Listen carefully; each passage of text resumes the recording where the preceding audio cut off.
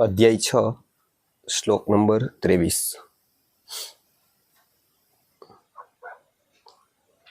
गुरुर्ब्रह्मा गुरुर्विष्णु गुरुर्देवो महेश्वरः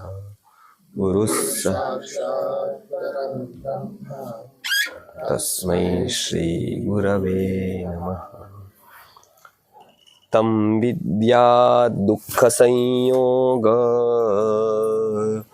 तं विद्या दुःख संयोग वियोगं योग संगीतं वियोगं योग संगीतं सनिश्चयेन योक्तव्यो सनिश्चयेन योक्तव्यो योगो निर्विण्णचेतसा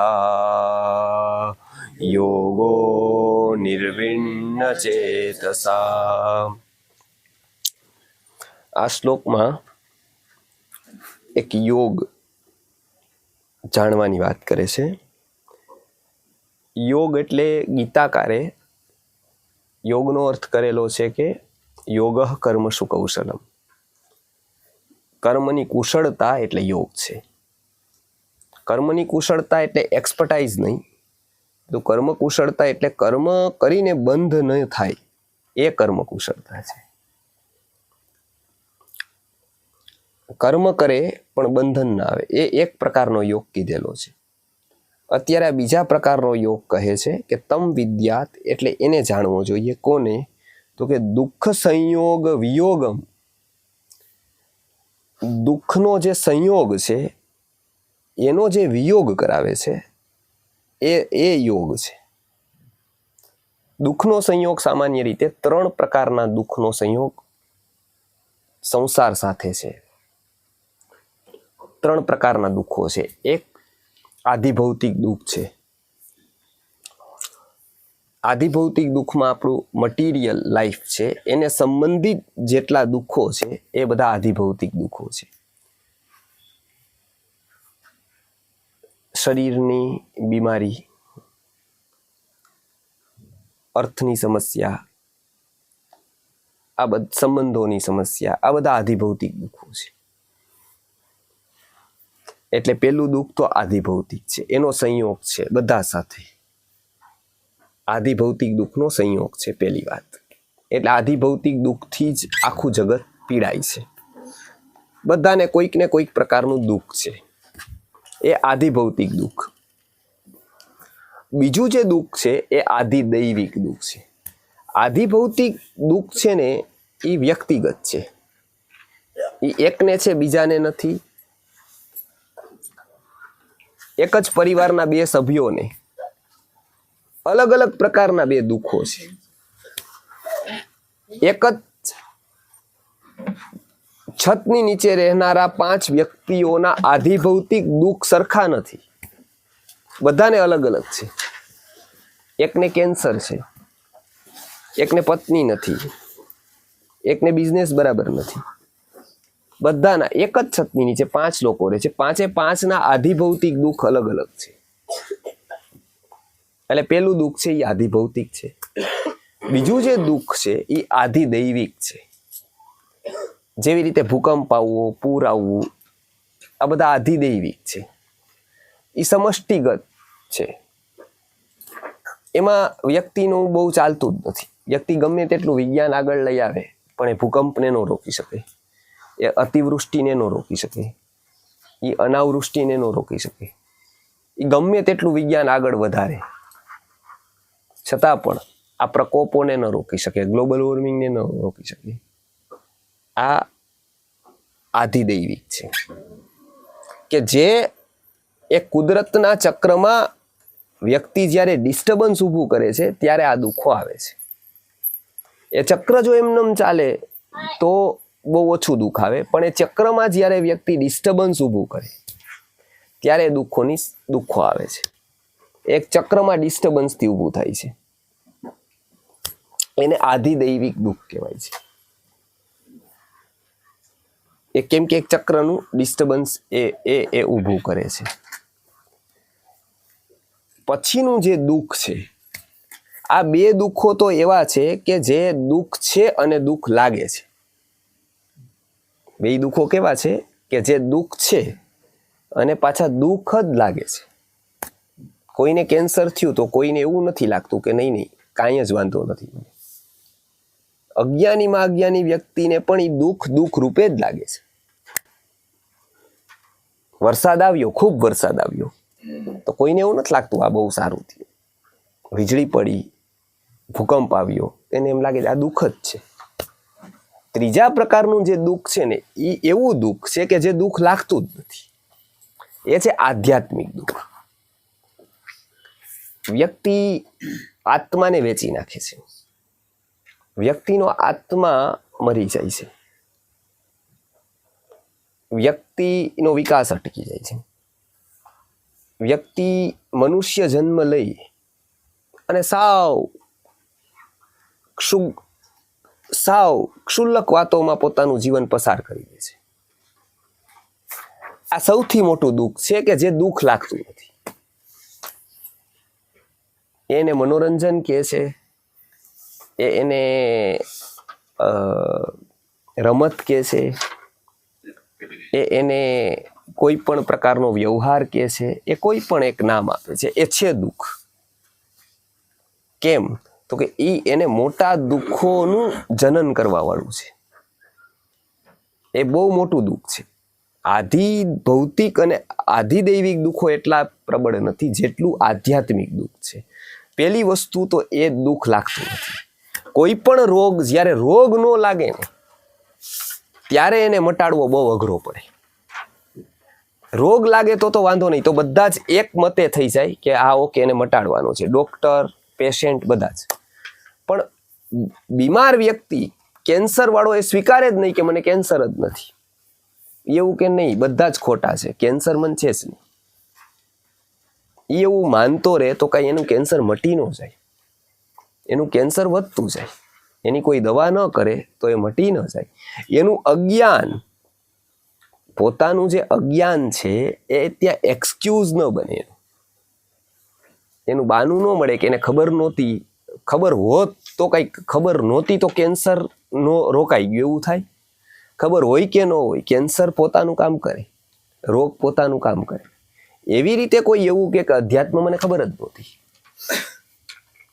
તો એને જે બોધ મેળવવાનો છે, એને જે જીવન વિકાસ માટે આગળ વધવાની પગથીમાં આગળ વધવાનું છે, એ એને જીવનભર ખબર ન પડે. એને જીવનભર ખબર ન પડે એટલાથી શું થાય તો કે અત્યારે જે કક્ષાએ મનુષ્યનો જન્મ મળ્યો એ બીજી વાર એને ન મળે. એ બીજી વાર ન મળે તો શું થાય તો કે તો પશુ પક્ષી કેવી હજારો હોય છે, એમાં એને જવું પડે. તો એક દુઃખનો પાછો સંયોગ થાય, ન ચાહતા બી. કેમ? તો કે એને આધ્યાત્મિક જે વિકાસ કરી શકવો જોઈએ, પુરુષાર્થ કરીને કરવો જોઈએ, એને કર્યો નહીં. એટલે આપણે ત્યાં બીજા બધા કર્મોને બહુ ઓછું મહત્વ આપ્યું. સેવા, એ બધી જ વસ્તુઓનું મહત્વ ભારતીય સંસ્કૃતિએ સૌથી પહેલા જાણી લીધું. પણ છતાંય ઋષિએ એ બધું આત્મ વિમુખતાથી ન કર્યું. એ બધું આત્મ સન્મુખ જ કર્યું. આત્મવિમુખ થઈને એને કોઈ વાત ન કરી. એવું નહીં કે એને આત્મા ભૂલીને બીજું બધું કર્યું હોય. એને ખબર છે કે કોઈ પણ વસ્તુ જો પરમાત્મા અને આત્મા જેવા તત્વોને ભૂલાઈને થાય તો એ બધું જ થાય, એ બધું જ શૂન્ય છે એકડા વગરનું. એ બધું જ શૂન્યમાં પરિણતિ છે એકડા વગરની. એ ચાહે કોઈ પણ ક્રિયા હોય ને ગમે તેટલી સારી હોય, એના કેન્દ્રમાં યદિ પરમાત્મા નથી, કેન્દ્રમાં આત્મા નથી, તો એ બધા જ મીંડા છે. અને એ કેટલા મોટા લાગે, કેટલી મોટી સંખ્યા કરી દો, 0,0,0,0,0,0,0,0 50 0 કરો, લાગે કેટલા? બહુ લાગે. 50ની લાઈન છે, પણ એ 50 0ની કિંમત વધારે કે એક માત્ર એકડો હોય એની કિંમત વધારે? લાગે કોણ વધારે? છોકરું નાનું હોય બાલ મંદિરમાં, એ શું કે કોણ વધારે? તો કે આ લાઈન મોટી. પણ એ લાઈન મોટીની કોઈ જ કિંમત નહીં, કેમ કે એક નથી ત્યાં. એટલે પેલું દુઃખ છે એ કયું? આધિ ભૌતિક દુઃખ. બીજું દુઃખ આધિદૈવિક દુઃખ, જે દુઃખ લાગે છે. ત્રીજું જે દુઃખ છે એ આધ્યાત્મિક દુઃખ છે. ગીતાકાર એ દુઃખની વાત કરે છે કે એનાથી વ્યક્તિએ ઉપર ઉઠવું હોય તો શું કરવું? તો કે તો યોગ સાધવો. એ કેવો યોગ? તો કે આ ત્રણના દુઃખ સંયોગથી જે વિયોગ છે, આ ત્રણના દુઃખનો જે નાશ કરે છે એવો એ સંયોગથી આ વિયોગ કરાવે છે એવો યોગ સાધવો. એમાં સૌથી ભાર એમનો ક્યાં છે? તો કે આધ્યાત્મિક દુઃખ તરફ છે. એટલે આધ્યાત્મિક દુઃખમાં શું શું આવે? તો કે આધ્યાત્મિક દુઃખમાં કામ, ક્રોધ, લોભ, મોહ, મદ, મત્સર, ષડરીપ, આ 6 છે. વેદાંત દર્શને એ 6 રીપુ માન્યા છે. એ એક દુઃખ છે. ઈર્ષ્યા છે આપણામાં. આપણે સુખી છીએ પણ આપણામાં ઈર્ષ્યા છે. તો સુખ કરતા મોટું દુઃખ આપણી પાસે છે. આપણે સારા બંગલા છે પણ આપણને કોકનો મત્સર છે. આપણે કોકનું સારું નથી જોઈ શકતા. તો બંગલામાં સુખ જે નથી ને એના કરતા આપણે મોટું દુઃખ આપણી અંદર છે. એ મત્સર રૂપી દુઃખ છે. એ બંગલાનું સુખ તો એને સ્કૂલે ભણાવ્યું, પણ મત્સર નામનું જે દુઃખ છે એના વિશે કોઈ એને ન ભણાવ્યું. એટલે જે બંગલો એને શાંતિ ન આપી શકે એટલી અશાંતિ એને મત્સર ઈર્ષ્યા ઊભી કરે. અને આ સંસારમાં મોટા ભાગે આ પનપ થાય, આનું પનપે. અને વ્યક્તિ પણ અંદર જે ઈર્ષ્યા મત્સર છે એને અધ્યાત્મમાં આવે તો ધીમે ધીમે ધીમે ધીમે એ વિકારો ઉપશમ થતા જાય, એની અસર થતી જાય વાતાવરણની. અને જેમ જેમ એ વ્યવહારમાં વધારે ને વધારે રહે, રચ્યો પચ્યો રહે, એમ આ બધી વસ્તુઓ વધતી જાય, ન ખબર પડતી વધતી જાય. ખબર ન હોય. વૃક્ષને તમે એવી જગ્યાએ વાવી દો જ્યાં અડધો તડકો ને અડધો છાંયો મળે. વૃક્ષને કાંઈ જ ખબર નથી, પણ એને અનુકૂળ વાતાવરણ મળી ગયું ત્યાં, એટલે વૃક્ષનો વિકાસ થવા માંડે. વૃક્ષને પણ ખબર નથી. અનુકૂળ વાતાવરણ મળતા શું થાય? એ વિકસિત થતું જાય. વૃક્ષને એવી જગ્યાએ વાવો કે જ્યાં બિલકુલ ઘરની અંદર છે, રૂમ છે, પેક રૂમ છે, ત્યાં તો એનો વિકાસ ન થાય, અનુકૂળ વાતાવરણ ન મળે. વ્યક્તિમાં પણ શું છે? આ બધા વિકારો છે. વ્યવહાર, પાર્ટીઓ, આ બધી જ વસ્તુઓ એને અનુકૂળ વાતાવરણ પૂરું પાડે. અનુકૂળ વાતાવરણ મળતા આ બધી વસ્તુઓ વધે. એને ખબર નથી કે એને અનુકૂળ વાતાવરણ, આધ્યાત્મિક વાતાવરણ આપો જ્યારે, ત્યારે આ બધી વસ્તુઓ ઉપશમ થતી જાય. એટલે આપણે ત્યાં સામાજિક કાર્ય કરવા કરતા વાતાવરણનો બદલાવ બહુ મહત્વનો આપ્યો. કેમ કે પેલું આખી બહારની દુનિયા છે. હોઈ શકે બહારની દુનિયામાં પણ એવું વાતાવરણ તમે આપો ધર્મના નામે એને, તો બી એ બધી વસ્તુઓ થાય. અને અધ્યાત્મમાં આંતરમુખ થાવ જ્યારે, ત્યારે શું થાય કે એ વાતાવરણ બદલે. ગીતા શું કામ કર્મ વ્યવસ્થાની વાત કરે છે? એમને એ બેસાડવું છે કે વ્યક્તિથી તદ્દન અલગ છે. વ્યક્તિ કર્મ વ્યવસ્થા સમજી જશે તો ઈર્ષ્યા મત્સરથી મુક્ત થઈ શકશે, નહીતર કોઈ જ ઉપાય નથી એ ઈર્ષ્યા અને મત્સરથી મુક્ત થઈ શકે. પોતાનાથી કોક સુખી રહેવાનું એને તરફ જોઈને ઈર્ષ્યા આવવાની. મારી સાથે જ ભણતો હતો, અજ્ઞાની જતો, હમણાં બહુ પૈસા થઈ ગયા. આ બોલતો નથી, અંદર ચિંતન ચાલે. કોકે ગાડી લીધી, પેલો વિચાર શું આવે આપણને?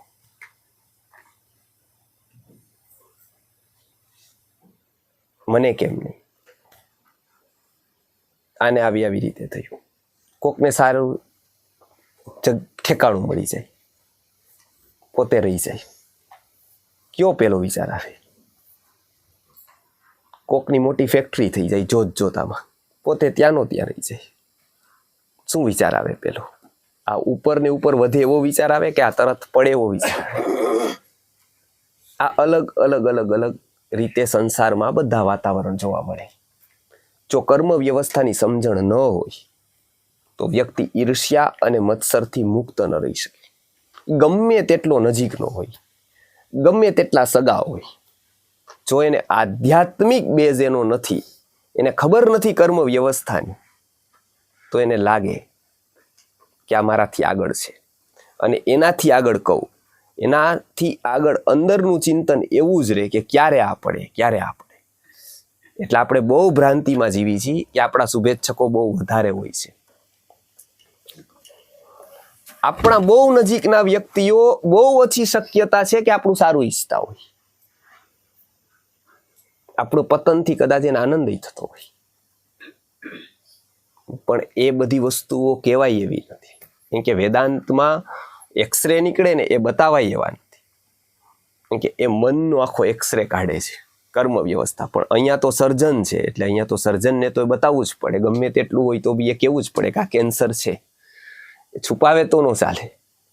એ પહેલો નિયમ એવો છે કે ડોક્ટરે હંમેશા જેટલો પણ ગંભીર રોગ હોય એટલો એને કહી દેવો. એ કહીને ઓલો શું માનશે એવું એને વિચારવાનું નથી. એને ચાહે સુખ લાગે ચાહે દુઃખ લાગે. અને સમજુ વ્યક્તિ હશે તો એવું નહીં કે જો આ કેટલો ખરાબ ડોક્ટર છે, મારું કેન્સર કીધું એને. તો એ ડોક્ટર ખરાબ છે ને કેન્સર કહી દીધું એ, કે એવું કહે કે નહીં કાંઈ જ વાંધો નથી, તમ તાર હરો ફરો, કાંઈ જ નથી તમને. આ તત્વજ્ઞાનીમાં કથાકારમાં ફરક છે. કથાકાર એવું કહે છે કે કાંઈ વાંધો નહીં, તમે અહીંયા દાન આપી દો, તમારું સ્વર્ગ પાકું છે, કાંઈ કરવાની જરૂર નથી શેઠ, તમે પૈસા જ કમાઓ. વર મરો કન્યા મરો પણ ગોરનું તરભાણું પર તમે કમાઈ રાખો, તમારે કાંઈ વાંધો, તમારે શીખવાની જરૂર જ નથી ગીતા કે કાંઈ, તમે જ્યાં છો એ લગે રહો.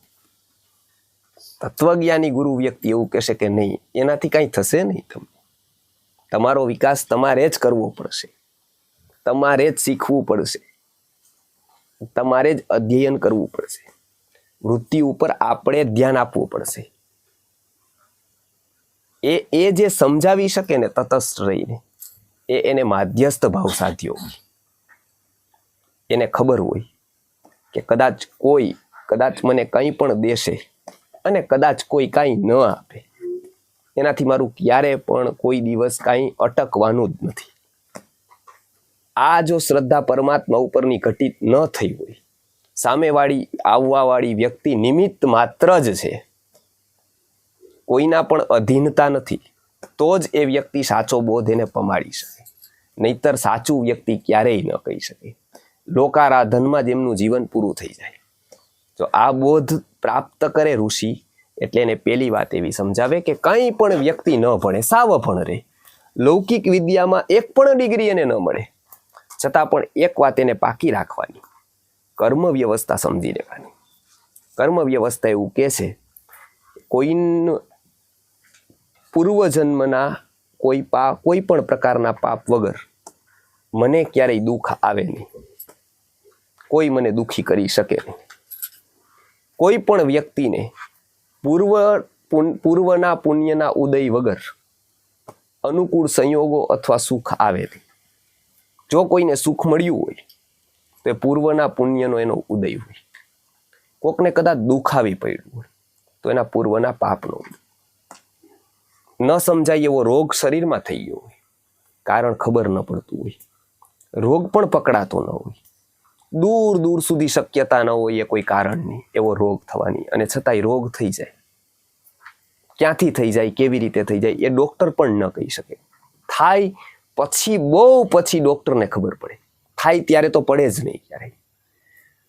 થાય પછી, બહુ પછી એમના લક્ષણો આવે. એ લક્ષણો બહુ આવ્યા પછી, એકથી વધારે લક્ષણો પ્રગટ થયા પછી ડૉક્ટરની નજર જાય કે અચ્છા તમને આવું લાગે છે, આવું કેમ થાય મને? અણછાજતું દુઃખ આવી જાય, સજ્જનનો વિયોગ થઈ જાય. આ બધા જ ઉદાહરણો શેના છે? દુઃખ સંયોગના છે. ગીતાકાર કહે છે કે જેમ જેમ જીવનમાં અધ્યાત્મ ઘટિત થતું જાય, જેમ જેમ જીવનમાં અધ્યાત્મ ઘટિત થતું જાય, એ પહેલી વાત આવતી જાય કે કર્મ વ્યવસ્થા ઉપર અતૂટ શ્રદ્ધા દ્રઢ થતી જાય. કર્મ વગર કોઈને કોઈ દિવસ કાંઈ મળે નહીં. અને થોડું પણ કોઈ કર્મ કરે સારું, એનું ક્યારેય ફોગટ જાય. એને કોઈ જોવે કે ન જોવે, એની કોઈ નોંધ લે કે ન લે, ઉલટાનો નોંધનો વિચારી કર્મને નાનું કરી દે. જો એને એવું લાગે કે આને નોંધ વિચાર જ આવે, માત્ર નોંધ લેવી જોઈએ મારી, તો પૂરું થઈ ગયું. ત્યાં કર્મની વેલ્યુ જ ઓછી થઈ જાય. વાત તો બીજી જવા દો, ખાલી વિચારથી. એટલે શંકરાચાર્ય એમ કહે છે કે ચિત્તસ્ય શુદ્ધયે કર્મ. કર્મ શું કામ છે? તો કે ચિત્તસ્ય શુદ્ધયે કર્મ નતુ વસ્તુ ઉપલબ્ધયે. વસ્તુ ઉપલબ્ધિ માટે નહીં. વસ્તુ એટલે બધું જ આવી ગયું, પૈસા, ખ્યાતિ, એવોર્ડ્સ, નામ, અનાદિથી રહેવાવાળું નામ, અનાદિથી ચાલવાવાળી સંસ્થાઓ, આ બધું જ નામનામાં આવે. આ બધા જ એના વ્યાપક રૂપ છે. હું વયો જાઉં છતાંય હું રહી જાઉં કોકના નામે.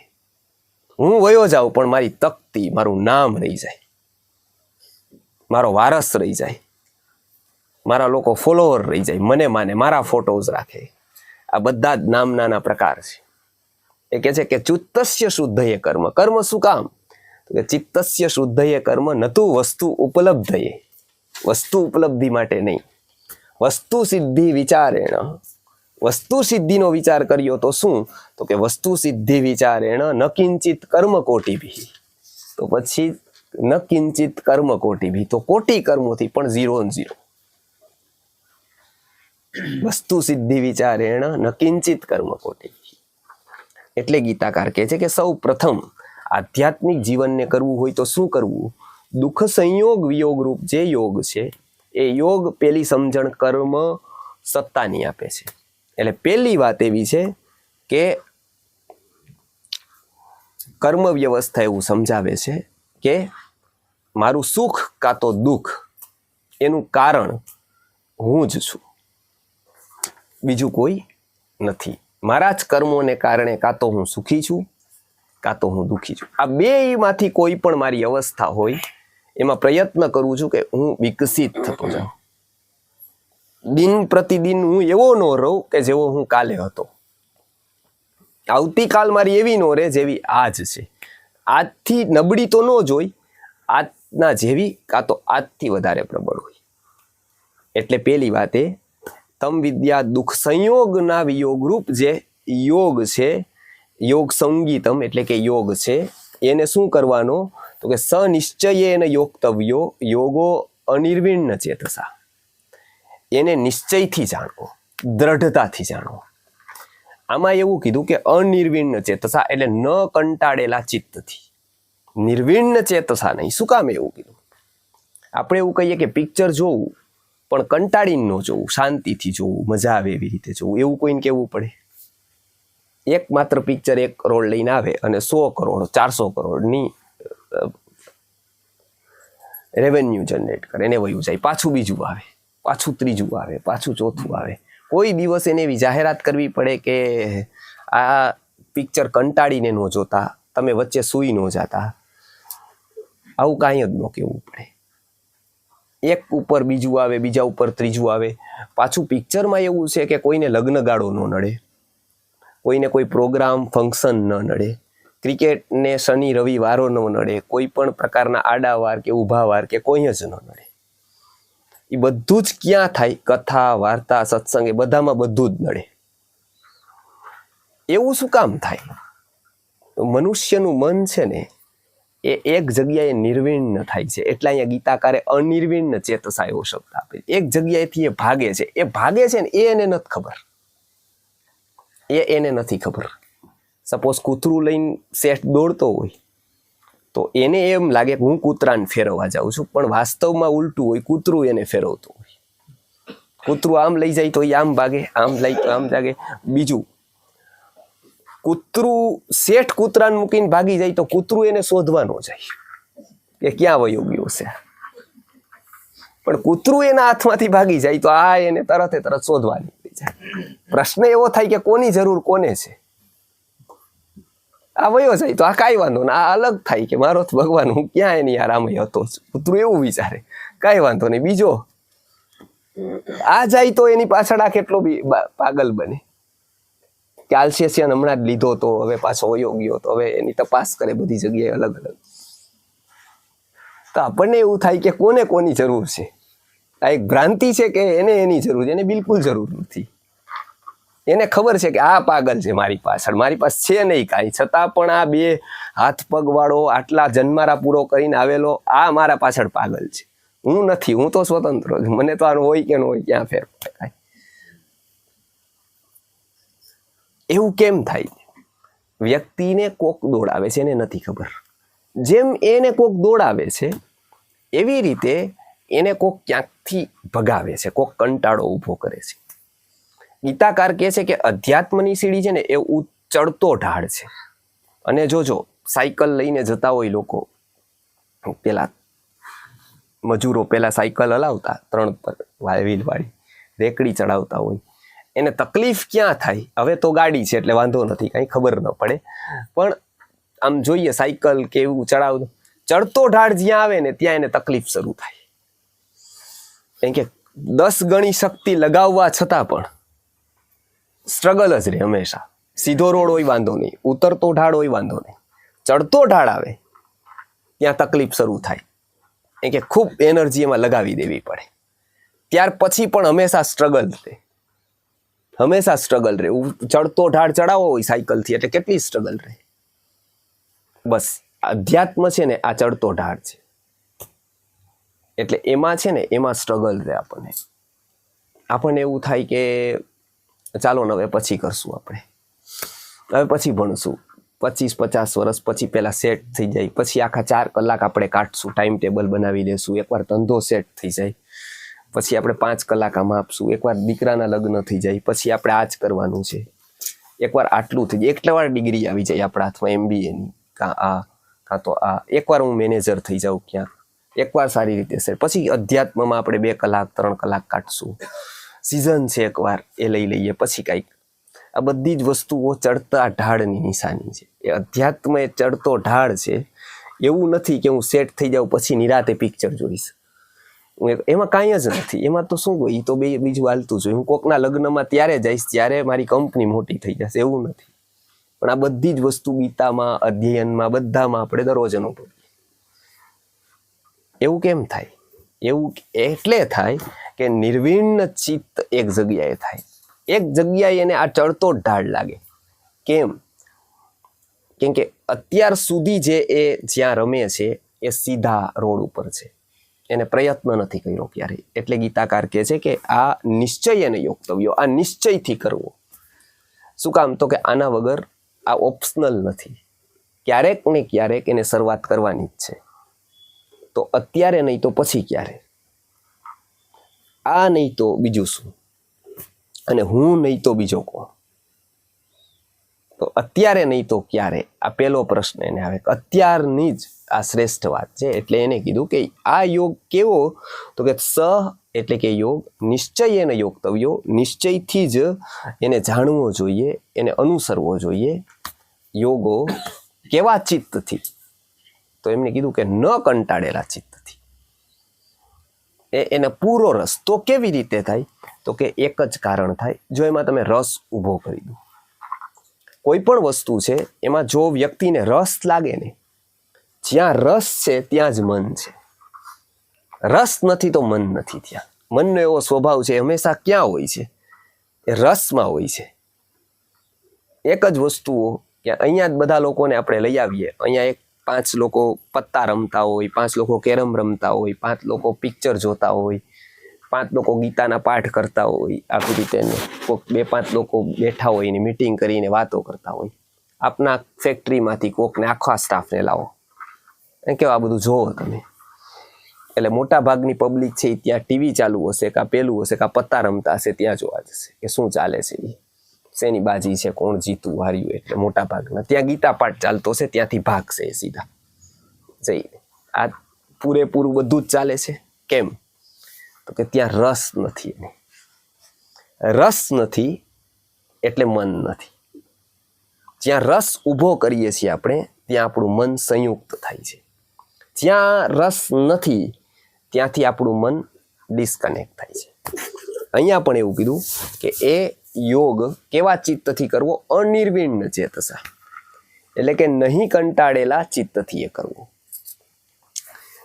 એટલે શું નહીં કંટાળો? ક્યારે કંટાળો ન આવે? તો કે જો એમાં રસ ઊભો થાય તો કંટાળો ન આવે. એટલે પ્રતિદિન એમાં રસ ઊભો કરવો.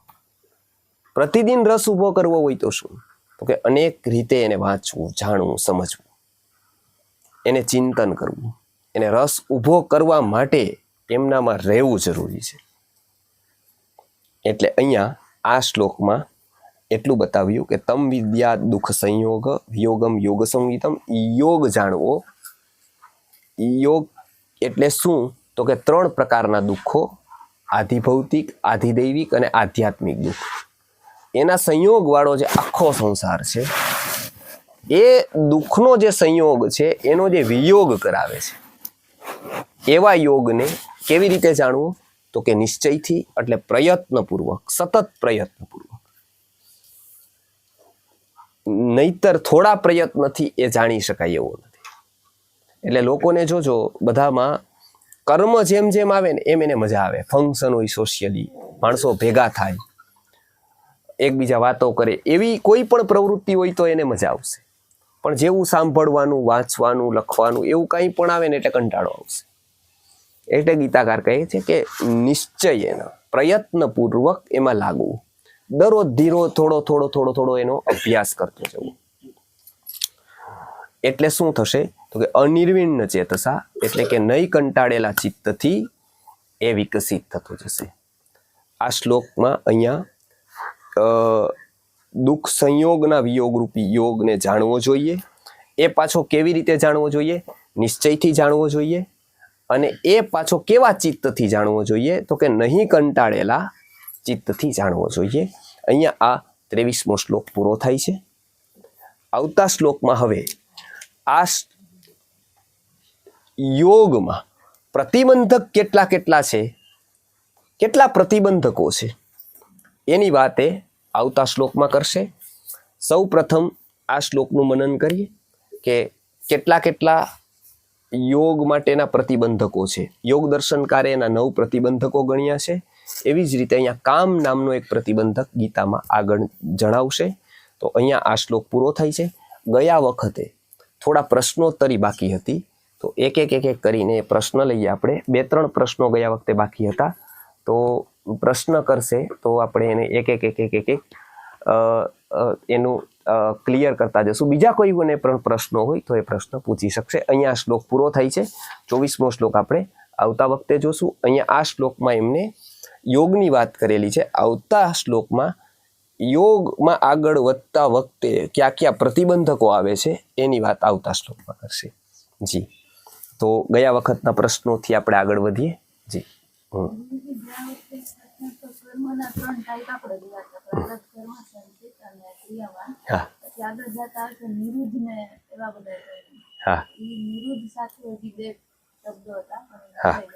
ઓકે,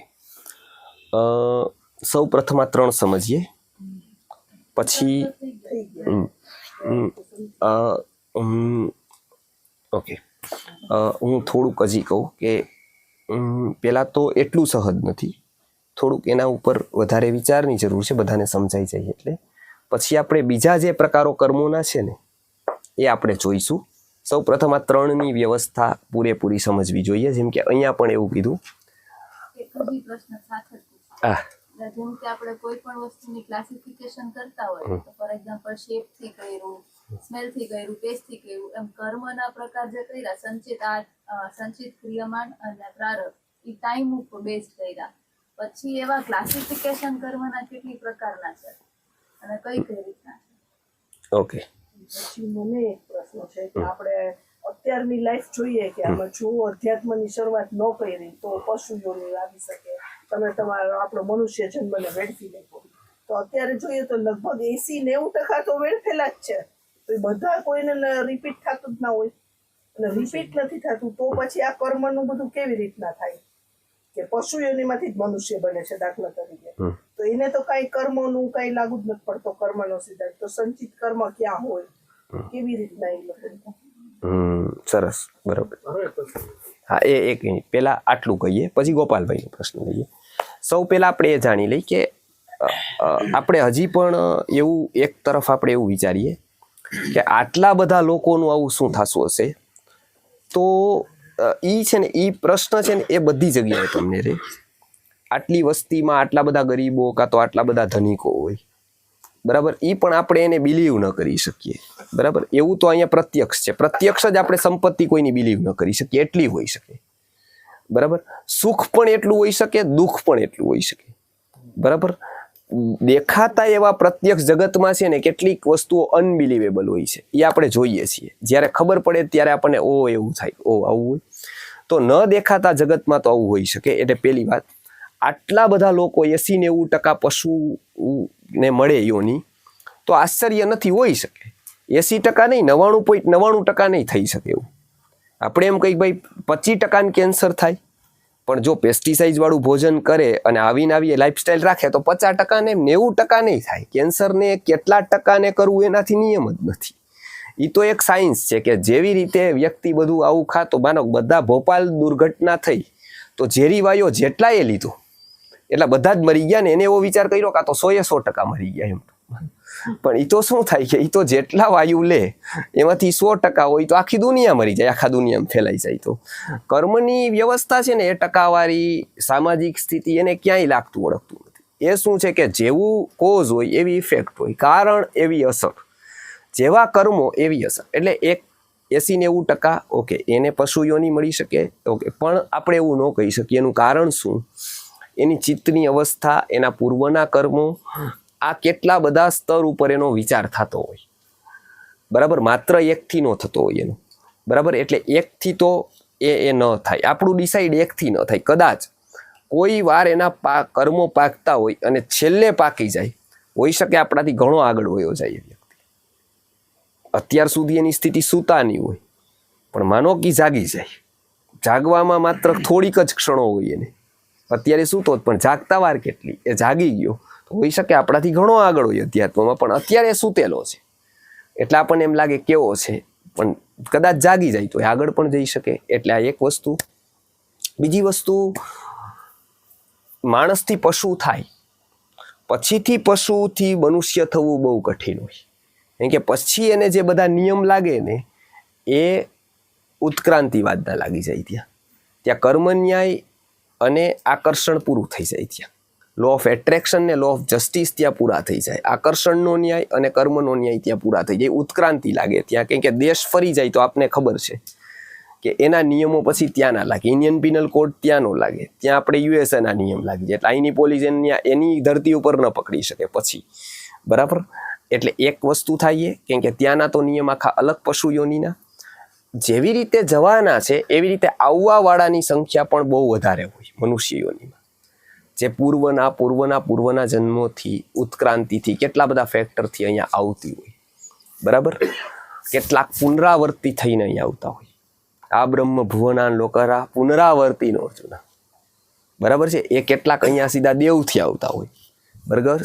સ્વર્ગચ્યુતાનામ યહ ભૂમિ લોકે ચત્વારી ચિહ્નાની વસંતી દેહે, બરાબર. દાન સ્વભાવો મધુરા ચ વાણી, કે 4 જે વસ્તુ છે તો એવું તમને લાગે કે આ દેવલોકથી આવ્યો છે વ્યક્તિ, બરાબર છે. એવી આભા, પ્રભા, બોધ, એ બધી વસ્તુ લઈને આવે તો એ પૂર્વના દેવો. એવી રીતે કેટલાક લોકો પશુ, મતલબ એવી જગ્યાઓથી. તો એ આખું એક રહસ્ય સંસાર છે, મોટો છે, બહુ જ બૃહદ છે. એટલે એને આપણે માત્ર ને માત્ર તર્કથી સમજવા જઈએ, બરાબર, આપણા ગણિતથી સમજવા જઈએ, એના કરતાં એવું કરાય કે એને એનું ગણિત સમજવાનો પ્રયત્ન કરાય. અત્યાર સુધી આપણે જે ગણિત ભણ્યા છીએ એ 1 + 1 = 2 નું ભણ્યા છીએ. કુદરતનું એવું ગણિત નથી. કુદરતના આવા કેટલા બધા ગણિત ગણાતા એક આખું માળખું રચાય છે. એમાં 10% એનું માત્ર પ્રત્યક્ષ છે, 90% કવર્ડ છે બધું છે. 90%માં તો સાયન્ટિસ્ટને કે સાયન્સને કે કોઈને ખબર નથી પડતી. એવી એક જગ્યા છે જ્યાં સાયન્સ શબ્દને છે ને એન્ટ્રી જ નથી. કોઈક સ્તર ઉપર એન્ટ્રી કરી શકે છે, બાકી પૂરું. મરીને વ્યક્તિ ક્યાં જાય? ગમે તેટલું સાયન્સ વિકસિત થશે એ ખબર જ નહીં પડે. ગમે તેટલો મત છે કે હું એને પકડી લઉં, આમ કરી દઉં, પેટીમાં પૂરી દઉં, પેટી, એવું કાંઈ થાય જ નહીં. પેટીનો ફૂટે, જીવ જાય, ક્યાં જાય કોઈને ખબર પડે નહીં. એ કવર્ડ રહી આખું. ઉલટું ક્યાં જાય નહીં, ક્યાં જન્મ લઈ લઈએ એ ન ખબર પડે, કેવી રીતે આવી જાય એ ન ખબર પડે. જવાની વાત જવા દો, આવવાની વાત પણ એને ન ખબર પડે. ગર્ભ ક્યારે રહી જાય, 50 વસ્તુના ગણિત ગણે, આવું થાય, ઓલું પીરિયડ આવે, આમ થાય, તેમ થાય. એટલે એ બધા જ ગણિત ત્યાં એક જગ્યાએ પૂરા થઈ જાય સાયન્સ શબ્દથી. એ કેમ ગર્ભ રહી જાય ખબર ન પડે. ગર્ભનો વિકાસ કેમ થાય વ્યક્તિને કાંઈ ખબર ન પડે. એ ગર્ભ વિકસિત થતો ક્યારે જન્મ થઈ જાય ન ખબર પડે. જન્મ થયા પછી બાળકની વૃદ્ધિ કેમ થાય ખબર ન પડે. આ કોઈ જ વસ્તુમાં કાંઈ જ ખબર એને પડે નહીં વ્યક્તિને. પણ મોટો પ્રશ્ન એ રહીએ, છતાં પણ વ્યક્તિનું માનસ છે ને એ અજ્ઞાન સ્વીકારે નહીં પોતાનું. જ્યારે એને અજ્ઞાનનું જ્ઞાન થઈ જાય ને ત્યારે એની પેલી ભૂમિકા આવે શુભેચ્છાખ્યાની. શુભેચ્છાખ્યાની ભૂમિકામાં પહેલું એવું આવે કે આ સંસારમાં મને બહુ ઓછું જાણું છું, બરાબર. ત્યાર પછી એ બધી વસ્તુ બતાવવાની હોય ને કે હું જ્ઞાની છું. જો મેં કેટલા બધા એવોર્ડ્સ લીધા છે, આ લોકોએ મારા સન્માન કર્યા, આ પહેલી વસ્તુ એને ગિલ્ટી ફીલ થાય કે હું શું કહું છું, આ વસ્તુનું શું કહું છું, મને કોઈ જ ખબર નથી, હું કેમ આવું છું, જન્મ કેમ થયો મને ખબર નથી, બરાબર. કાલ સવારે હું ક્યાં આવીશ કોઈ જ ન કહી શકે, એ મને ખબર નથી. આ બધું શું કામ જાણવાનું છે? આનાથી એ છે કે વ્યક્તિને છે ને પોતાના અજ્ઞાનનું જ્ઞાન થાય, અને એ શુભેચ્છાખ્યા નામની વેદાંતની શરૂઆત થાય. એટલે એક કર્મ વ્યવસ્થા જાણવા માટે માત્ર ગણિત જરૂરી નથી, ચિત્તની અવસ્થા પણ જરૂરી છે. જેમ છેલ્લો વાત, 5 વર્ષનો છોકરો હોય એ ગમે તેટલો બુદ્ધિવાળો હોય, બરાબર, એને ગમે તેટલો બુદ્ધિવાળો હોય, એને આપણે સેક્સ વિશે સમજાવવાનું છે બધું, બરાબર. અતિ બુદ્ધિવાળો છોકરો છે એ 70 વર્ષના દાદા કરતા પણ એની અતિ બુદ્ધિ છે, ખૂબ પ્રજ્ઞા છે, એકવાર વાંચેલું યાદ રાખી શકે છે, 3-4 ભાષાઓ આવડે છે 7 વર્ષના બાળકને. સેક્સ વિશે સમજાવવાનું છે, કામ વિશે સમજાવવાનું છે. બુદ્ધિ અતિ હોવા છતાં પણ એની અવસ્થા નથી અંતર કે આ સમજી શકે, કેમ કે એ માત્ર બુદ્ધિથી સમજાય એવો વિષય નથી સેક્સ. જોયું? પણ કોઈ પણ મૂર્ખમાં મૂર્ખ મજૂરી કરે, સાવ સામાન્ય વ્યક્તિ છે, એક સાવ એ 20-25 વર્ષનો થાય છે, એના બિલકુલ બુદ્ધિ નથી. એને તમે આ કામની કે સેક્સની વાત કરશો એ સમજી જશે. આ બેમાં ફરક શું છે? બુદ્ધિ તો આની પાસે ખૂબ છે, બરાબર. આ યાદ શક્તિ, બુદ્ધિ, ગણિત આ બધું આની પાસે છે, પણ આની પાસે એક ઘટે છે, અવસ્થા. ઓલા પાસે અવસ્થા છે, ભલે બુદ્ધિ નથી. એ શેનાથી સમજાય છે? બુદ્ધિથી નથી સમજાતું. શેનાથી સમજાય છે? અવસ્થાથી. એ હોર્મોન્સ એને નથી ખબર આ કેમ થઈ, પણ એક સમજાતું જાય, એને ખબર ન પડે કે અંદર શું ફેરફાર થાય છે. પણ શરીર એક ટાઈમે 13 વર્ષે 15 વર્ષે એને એ સ્થિતિમાં લાવીને મૂકે કે એને ન ખબર હોય. કુદરતના જેટલા બી નિયમો છે ને એ સેમ આવા છે. એ આપણે જે છે ને એ 5 વર્ષનું બાળક છે, કોઈ પણ વ્યક્તિ, બરાબર. એ 5 વર્ષનું બાળક આપણા બધા જ લોકો જેટલી જનતા છે, સામાન્ય એન્જિનિયર છે, ડૉક્ટર છે, સોલિસિટર છે, એ બધું તર્ક લગાડે છે બાળકની જેમ. એ પ્રયત્ન કરે છે બુદ્ધિથી સમજવાનો, બરાબર, કે પૂર્વજન્મ કેમ હશે હું સમજી લઉં, પુનર્જન્મ કેમ હશે સમજી લઉં, આટલા બધા દુઃખી છે કેમ છે સમજી લઉં, પૂર્વજન્મ છે, બધાનો જ પ્રયત્ન. એ અધ્યાત્મની પહેલી પગથી છે એ સમજવું. એ બહુ આગળની વાત છે, કેમ કે નહીતર તો બીજાના ઘરે શું થાય છે કાં તો બીજો શું કરે છે એમાંથી જ વ્યક્તિનું મન ઉપર નથી આવતું. બીજા એ કોકને ઉઠી ગયો તો એ વાત આપણે જ્યાં સુધી બીજાને ન કહી દઈ કે જોયું ને ઓલો ઉઠી ગયો ક્યારનો વાત, ત્યાં સુધી આપણને જમવાનું નથી પાવતું. અનેરો આનંદ આપણને આવે છે, મતલબ આપણે ઈચ્છતા હતા એવું. કોકની ખરાબ વાત કરવી આપણને ગમે છે કેમ? કોકનું પતન થાય એમાં અંદરથી આનંદ કેમ આવી જાય છે? આપણે એવું ઈચ્છતા હતા, અંદર એવું થઈ ગયું. આપણે ઈચ્છતા હતા ને એવું થઈ ગયું. હવે એટલે આપણું કહેવાનું મન થાય છે. એ જ વસ્તુ આપણું પતન થાય તો આપણે નથી કહેતા. જુઓ, કોકનો છોકરો 10મામાં ફેલ થાય ત્યારે બાજુવાળા બેન 5 જગ્યાએ ફોન કરે છે, બરાબર. પોતાનો છોકરો ફેલ થાય તો કરે છે ક્યાંય ફોન? તો ઉપાડતા નથી, કરવાનું દૂર થાય. એને કોકના પતનમાં આનંદ છે, એ બિલકુલ સામાન્ય જીવ છે. એનાથી એક વ્યક્તિ ઉપર ઉઠે છે, એક સ્તર. એટલે શું કરે છે? એટલે એને આવા પ્રશ્નો થાય છે કે આવું બધું કેમ ચાલતું છે. આ પહેલી પગથી અધ્યાત્મની છે. અહીંયા એને ગણિત આવડ્યું છે બાળકની જેમ, અવસ્થા નથી. ગણિત છે, બુદ્ધિમાન છે, શું નથી? અવસ્થા નથી. હવે પછીનું સ્ટેપ આવું જે ગણિત ચાલુ રાખે એટલે શું થાય છે? તો કે એની અવસ્થા પરિવર્તન થવાની શરૂઆત થાય છે. અવસ્થા પરિવર્તન થવાથી શું થાય છે કે જે જવાબ એને ગણિતથી નહોતા સમજાતા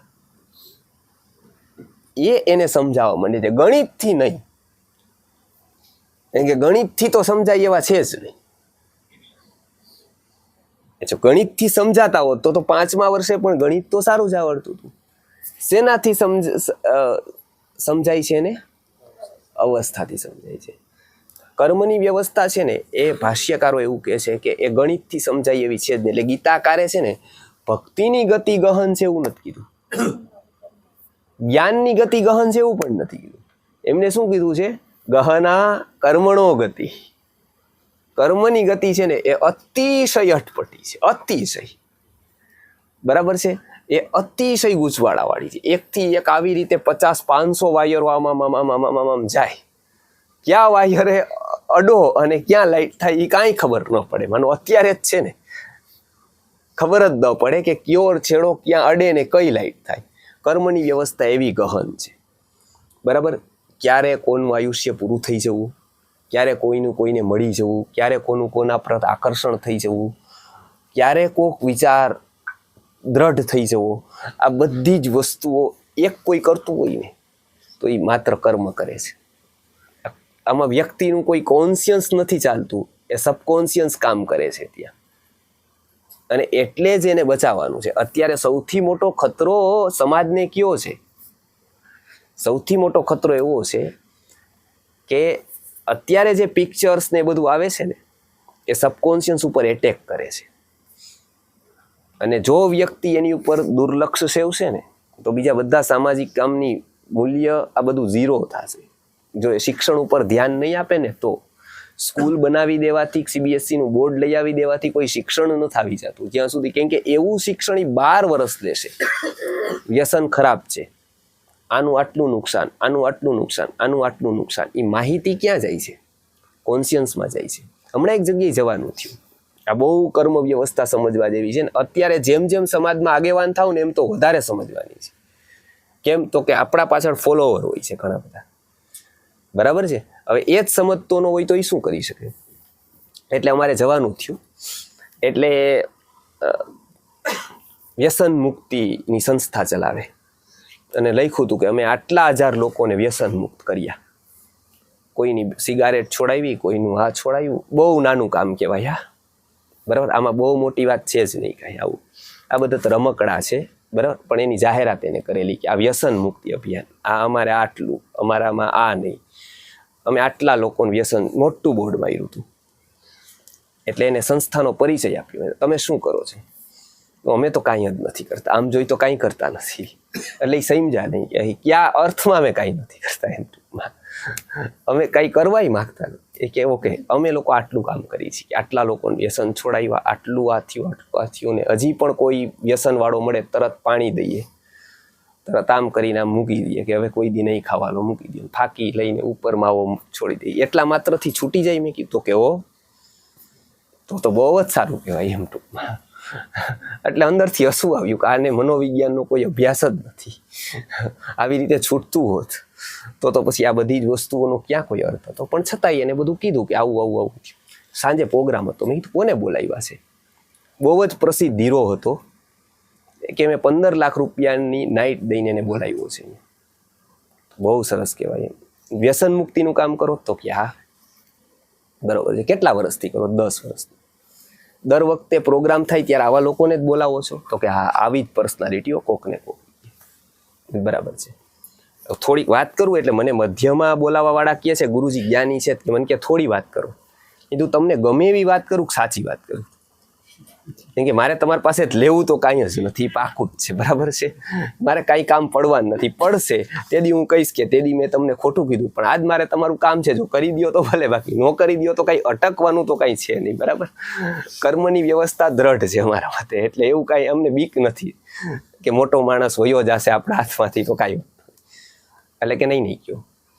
તમે જે 10 વર્ષ પરિશ્રમ કર્યો ને, તમે જો માનસ શાસ્ત્રનો અભ્યાસ કરશો ને, એક હીરોને તમે બોલાવ્યો ને, હિરોઈનને, આ 10 વર્ષનું પાણી ફેરવવા માટે આ એક નાઇટ તમારી કાફી છે. એ કે એવું કેમ? મેં કીધું જો હું તમને વાત કરું, માનસશાસ્ત્રનો તમે અભ્યાસ કરજો, પછી સંસ્થા કોઈ પણ હલાવજો. પેલા અભ્યાસ કરજો, ગીતા વાંચજો પેલા એકવાર, એટલે તમને ખબર પડશે કે કર્મ કયું કેવું કહેવાય. એ કે એ તમે સમજાવો કેવી રીતે. અભ્યાસુ ભાઈ હતા. એટલે મેં કીધું જો તમે બધાને કહો છો કે સિગારેટ આ ખોટી, આ ઓલું ખોટું, ઓનાથી કેન્સર થાય, એમાંય પાછું લખેલું આવે કે આનાથી કેન્સર થાય, ઓલું થાય.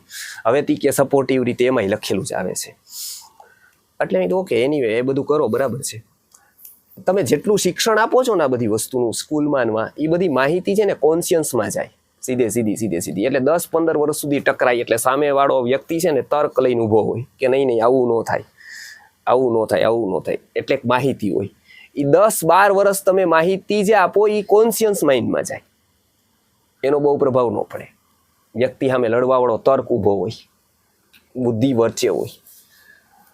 પણ તમે શું કરો, કોઈ પિક્ચર બતાવો, એની અસર કેમ વધારે થાય? એ તમારા સબકોન્શિયસને ઇફેક્ટ કરે. ત્યાં એક સ્ટોરી ચાલતી હોય પાછળ, ત્યાં તમને એમાં મર્જ કરી દે માનસિક રીતે એ મર્જ થઈ જાય. એટલે શું થાય? એનો સબકોન્શિયસનો કબજો એની પાસે વયો જાય સીધો જ. એ જાય એટલે એને પૂરતું ત્યાંથી તરત જે પણ મેસેજ જાય ને એના સબકોન્શિયસમાં વયો જાય સીધો જ. એટલે મેં એમને કીધું કે જો તમે પેલા આવા હીરાને બધાને મોટા કરો, પેલા સ્ટેજમાં તમે કોઈ દી ગીતા વાંચતા હોય એવા કોઈને બોલાવ્યા તો કે ના? ગામડામાં એ ગીતા તો જવા દો, તમારો વિષય નથી, તમને ખબર પણ નહીં પડે. પણ ગામડામાં કોઈ એક નાની ચિકિત્સા કે સેવા કરતા હોય એવા કોઈ વ્યક્તિને તમે આમંત્રણ આવ્યું આમાં? તો કે ના. તમે કોને આપો છો? કે જે આ રાષ્ટ્રનું પતન કરવા માટે લાખો રૂપિયા લે, એવાને તમે ચીફ ગેસ્ટ બોલાવો છો. હવે તમે એને મોટો કરો છો અહીંયા સ્ટેજ ઉપર, એટલે હજારો લાખો યુવાનોના મનમાં આવ્યો. તો ક્યાં તમે બીજા વર્ષે બોલાવો, અહીંના જોઈને કોઈક બીજો બોલાવે, એટલે એને બોલાવ્યો એટલે પાછો એના મનમાં ગયો, રિપીટેશન થયું જો એના મનમાં. પીછે ત્રીજાએ બોલાવ્યો, પાછું રિપીટેશન થયું. ચોથાએ બોલાવ્યો, પાછું રિપીટેશન થયું. હવે યુવા માનસમાં ગયો. હવે કોઈ એક દારૂની કંપનીની કે સિગારેટની કંપનીને યુવા માનસમાં સિગારેટ લઈ જવી હોય, બહુ મહેનત નથી કરવાની એને. શિક્ષણમાં ભલે આખા પાઠો આવતા રહીએ, સાયન્ટિસ્ટો ગમે એ કહેતા રહીએ, એને શું કરવાનું છે? માત્ર હીરોના હાથમાં એક બોટલ પકડાવી દેવાની દારૂની, કા એક જ સિગારેટ પકડાવી દેવાની. એટલું પકડાવતા ઓલાના માઇન્ડમાં એવું ગયું. કેમ કે આ રસ્તો તમે જ ત્યાં કંડારી આપ્યો. એક બાજુ તમે 10 વર્ષ મહેનત કરી, બરાબર, 10 વર્ષ એવી મહેનત કરી, અને પાછો ત્યાં જવાનો રસ્તો તમે સીધો તમે એ જ સમયે ડામરય બનાવતા ગયા ત્યાં પહોંચવા. એક તરફ કહેતા ગયા કે ત્યાં તો ખાણ છે, કોઈ ન જતા, ત્યાં પડશો, આવું થશે, મરી જાશો. ને એક તરફ તમે ત્યાં જ રસ્તો બનાવતા હતા ડામરનો, વધારે ને વધારે વાહનો ન્યા વયા જાય. આ અજ્ઞાનતાનું મોટું લક્ષણ છે. એટલે એને તો છક થઈ ગયા કે આવું બધું ગીતામાં છે, કે આ વાત સાચી, કે હું આ જ કરતો હતો.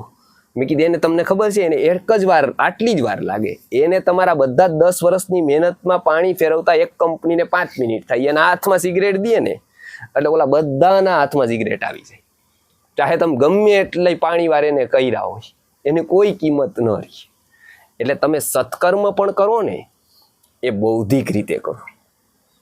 માત્ર કોઈક સારું છે એટલા માત્રથી કરી દીધું એવી રીતે નહીં. તમે મનોવિજ્ઞાનનો ને ગીતાનો અભ્યાસ કરી. એટલે આપણે શું કરવાનું છે કે પ્રયત્ન કરતો રહેવાનો. એનાથી શું થશે? તો કે એનાથી 2 વાત થશે. એક તો એ ગણિત ધીમે ધીમે સમજાશે, ગણિતથી સમજવા વાળું ગણિતથી સમજાશે. બીજું બધું જે સમજાશે ને એ અવસ્થા આપણી પરિવર્તિત થઈ જશે. એટલે જોજો, તમે જોજો, એક ટાઈમે જે તમને બહુ મહાન વાતું લાગતી હતી ને યાદ નહીં લાગે તમને. કોઈક પેલા એવું કહેતું તું સિગરેટ છોડી દો, બધાને છોડી દેશું, દેશનું ભલું થઈ જાય, આવું તમને લાગશે કે આ બકવાસ છે આખો. આવું કઈ થાય જ નહીં કોઈ દિવસ, બરાબર છે? કોઈ એવું કહેતું તું મેં 1000 ઝાડવા વાવી દીધા એટલે હું મહાન, મને પદ્મશ્રી મળી ગયો, ત્યારે તમને એમ લાગશે કે વાહ મહાપુરુષ છે. હવે લાગશે કે નહીં, એ ઝાડવું એક વાવ્યું હતું, અંદર એને બીજું અહંકારનું ઝાડવું વાવી દીધું હતું. એક વાહ મોટું થતું હતું, એક અંદર મોટું થતું હતું. વાહનું તો કદાચ 10 વર્ષે પાણી માગનારું બંધ કરી દઈએ, 5 વર્ષે એ તો મોટું થઈ ગયું, વડલો થઈ ગયો, બંધ થઈ ગયું. પણ અંદરનું ઝાડવું પાણી માગ્યા રાખશે કે સારું એવોર્ડ કોઈએ મને ન આપ્યો, કોઈ મને પૂછતું નથી હજી સુધી. મેં આટલું બધું કામ કર્યું છતાંય કાંઈ નહીં, મને ઉપરય ન બેસાડ્યો, ચીફ ગેસ્ટ તરીકે મને ન બેસાડ્યો. આ શું થયું? શેનું પરિણામ છે? આ વૃક્ષારોપણનું. પણ ક્યાં વૃક્ષારોપણનું? બહારના નહીં, અંદરના. બહાર વાવતો હતો એની યારે અંદરય વાવતો હતો, એ ખબર નહોતી કોઈને. ગીતાકાર કહે છે કે જે આ બહાર વાવો છો ને એ અહંકારનું તમે અંદર વાવો નહીં.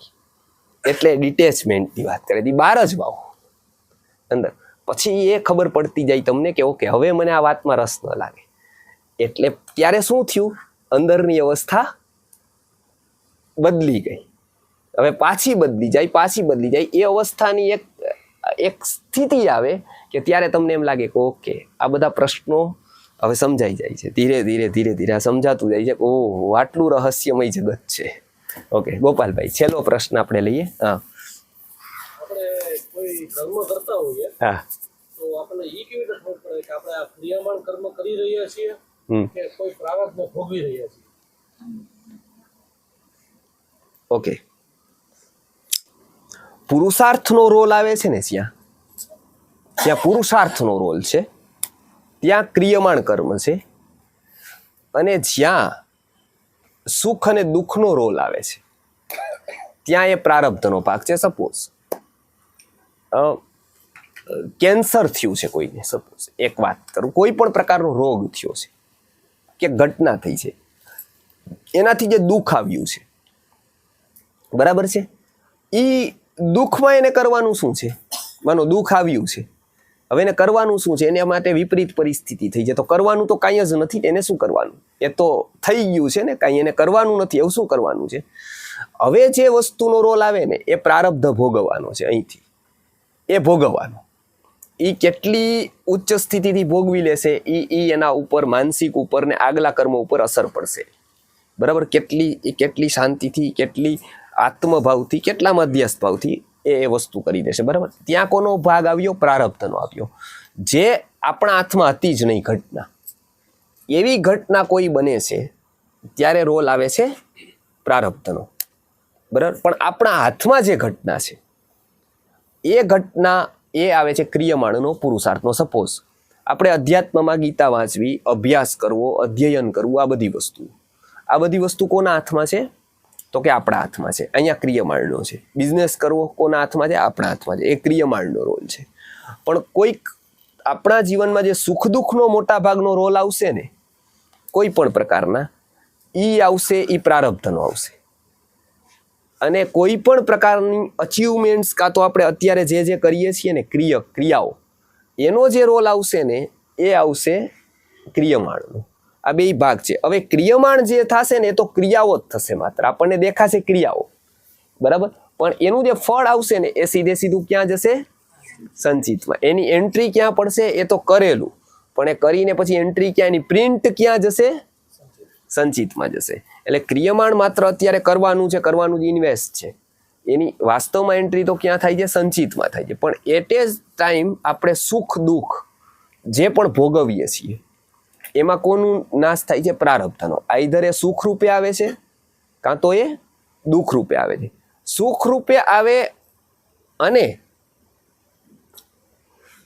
આપણે સુખ રૂપે જ લઈએ તો પાછી એક એની પ્રિન્ટ પડે છે.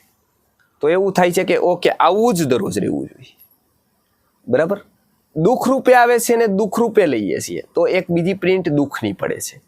આ ન પડે ને એટલે ગીતાકારે કીધું છે કે સુખ દુઃખે સમેકૃત્વા લાભા લાભો જયા છે, કે બેય આવે ઓકે, પ્રિન્ટ ન પાડવા જોઈએ. આ બધી વસ્તુનું આખું જંજાળ છે ને એ પ્રિન્ટિંગથી છે, આખું સુખ દુઃખથી નથી.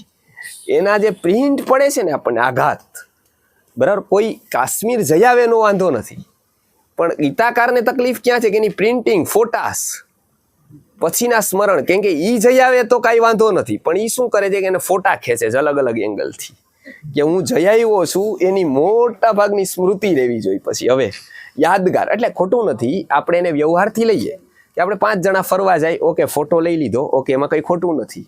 હું તમને તત્વજ્ઞાનની વાત કરું છું એક ઉદાહરણ આપવા માટે. એવું કોઈ ન સમજે કે કોઈ ખોટું કરે છે, પણ એનાથી શું થાય છે કે એ એક સ્મૃતિ રાખે છે. બરાબર? હવે સ્મૃતિ રાખે ત્યાં સુધી વાંધો નથી, એને સંગ્રહીને રાખે કે કોક મારા લોકો જોશે તો સારું રહેશે, આપણે ક્યારેક વાત કરશું કે આવું. પણ હવે એક બીજી લાઈન શરૂ થઈ ત્યાંથી, એ સ્મૃતિ રાખવા માત્ર નથી કરતો, હવે શું કરે, જે કાશ્મીર નથી ગયો એને બતાવે છે. બરાબર છે? હવે એ કાશ્મીર છે ને પ્રેસ્ટીજનો વિષય, એને ખબર નથી આ મન કેવું એની પાસે કરાવે છે. એ બિચારાને ખબર જ નથી કે આ વસ્તુ કોનાથી આ થાય છે. પણ એ છે ને, એ અમેરિકા જાવું, તમને ખબર છે કોઈ વ્યક્તિ ખાલી છે ને ટ્રેનમાં ગયો હોય તો એટલા ફોટા નથી પાડતું, ફ્લાઇટમાં જાય છે ને તો બધા જ લોકો લગભગ મોબાઈલ લઈને અલગ અલગ એંગલથી ફોટા પાડતા હોય. કોઈ બારી ઉપર, કોઈ પ્લેન વચ્ચે ચડે ત્યારે પાડે, કોઈ કલકત્તા ઉતરે ત્યારે પાડે. યુએસએ જવાવાળામાં તો ખાસ પાડતા હોય બધા. એક તો વિઝા મળવા કઠિન એના, બરાબર, એટલે ત્યાં સૌથી વધારે ફોટોગ્રાફી થાય. અલગ અલગ એરપોર્ટ ઉપર ઉતરે ત્યારે એ 2-3 તો એક ફોન વાળાને લઈને જ ગયા હોય, એ ખાલી ઉતારવાનું જ કામ કરતા હોય. અને બરાબર છે, ત્યાંથી હવે એ વસ્તુ થઈ ગઈ, એકવાર એને ઉતરી ગયું ત્યાં સુધી વાંધો નથી. એ સ્મૃતિમાં આપણને બતાવે ક્યારેક, આપણે કંઈક વાહ, અને અંદરથી આપણને એવું થાય કે હું રહી ગયો, એવી રીતે આપણને તો મળી. એટલે અંદરથી આપણને એવું થાય કે અચ્છા હું રહી ગયો. પણ હવે એ શું કરે છે કે એ એવાને શોધે છે. હવે પાછી યુએસએમાં કોઈને નથી બતાવતું કે જો હું અહીંયા આવી ગયો. એ ક્યાં આવે છે? ભારત આવે છે. ભારત આવીને એ પાછું કંપનીમાં મોટા છે ડાય, એને કોઈ નથી બતાવતું. એ કોને બતાવે? નાનાને બતાવે. મેનેજર છે ને એની નાની લોકોને બતાવશે, જોજો કે જો હું અહીં આવ્યું. એટલે એને મિસિંગનો ભાવ આવે છે. એ કોકના મિસિંગનો ભાવ છે ને આપણને આનંદ આપે છે. બરાબર? કેમ? તો કે મારામાં કંઈક મિસિંગ છે. એ મિસિંગ મારે ભૂલવું હોય ને તો કોકના મિસિંગનો ભાવ છે ને એને કવર્ડ કરે છે. આ એક છોલાયેલું છે એની ઉપર પાવડર છાંટે છે. બરાબર છે? છોલાયેલું છે ને એની ઉપર પોન્ડ્સનો પાવડર છાંટે છે, કોકના મિસિંગનો ભાવ. આખું આ વર્લ્ડ જાણ્યા પછી ગીતાકાર કહે છે કે આમાંથી આપણે મુક્ત થવું હોય તો આ 2 વસ્તુ જાણી લેવી, કર્મ વ્યવસ્થા જાણી લેવી, અધ્યાત્મ જાણી લેવું. જેનાથી શું થશે કે વ્યક્તિ આ બધું કરશે, ઓકે, એની આ બધું કરશે, પણ એનાથી થોડોક ઉપર ઉઠી જશે. એટલે એક પ્રારબ્ધ સુખ અને દુઃખનો ભાગ આપશે, ક્રિયમાણ પુરુષાર્થનો ભાગ આપશે. આવતા વખતે આપણે આવતો શ્લોક જોઈશું. ગુરુર બ્રહ્મા ગુરુર્વિષ્ણુ ગુરુર્દેવો મહેશ્વરઃ ગુરુ સાક્ષાત પરબ્રહ્મ તસ્મૈ શ્રી ગુરુવે નમઃ.